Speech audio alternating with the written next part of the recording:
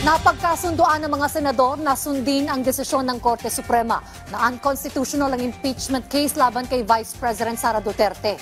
Ang paliwanag at boto ng mga senador sa ulat ni Daniel Manalastas. The matter of the impeachment trial of Vice President Sara Zimmerman Duterte to the archives, the same is hereby approved.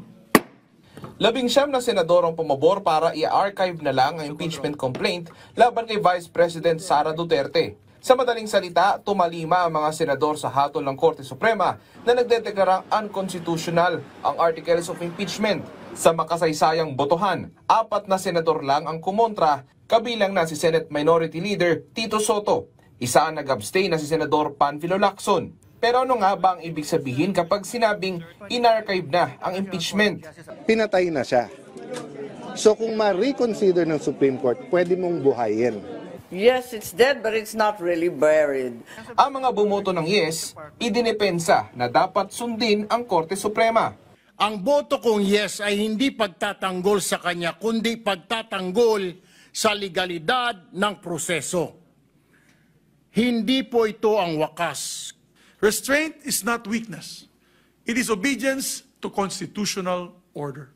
We may not agree with every word of that ruling, but the rule of law is not a matter of convenience. And if I were to take the duty to my heart, I believe the decision is very clear. No impeachment court was validly convened. Rinirespeto ko po at ginagala ko ang kataas-taasan hukuman. Ang boto ko po ay yes. Pero para sa ilang tutol, gusto nilang antayin muna ang desisyon ng Korte Suprema sa nakabinbing apela. I have always voted in the minority in many issues in the Senate since 1992 up to the present. Always prayed I was wrong. Unfortunately, I was always right. It is our institution which, in the words of colleagues, killed the articles of impeachment. Sa init ang diskusyonan kahapon, pinalabas naman ng ilang nanonood sa plenaryo na napag-alamang kasapi ng Akbayan Party List at Tindig Pilipinas matapos maglabas ng saloobin. Maanghang naman ang pasaring ni Senate President Francis Escudero sa ilang eksperto, pati na sa ilang gustong baliwalain ang desisyon ng Korte Suprema. Miyembro po ba sila ng Supremist Court? Miyembro po ba sila ng Super Supreme Court?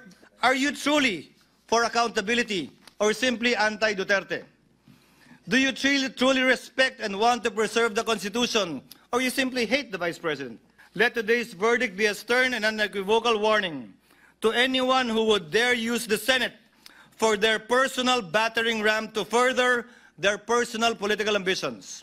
The Senate is not your playground to run after your political enemies. We are not an accomplice in any grand scheme. Pero bago umabot sa botohan, naging mainit din ang talakayan sa bulwagang ito. Ito'y dahil sa mosyon ni Senador Rodante Marcoleta na nagalayong ipabasura na ang impeachment ni VP Sara na pinalagan din ng ilan niyang kasamahan. Hilaw po eh. Hilaw na hilaw. Sa Kapampangan, magadto, Mr. President. Sa Waray po, matagudtod. Nasagot na po kasi ni Sara Geronimo yon. Nung sinabi niya kay Coco Martin, there was never an us.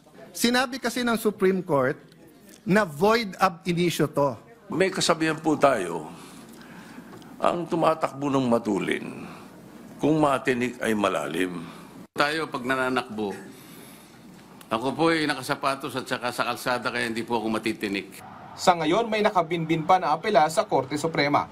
Daniel Manalastas para sa Pambansang TV sa Bagong Pilipinas.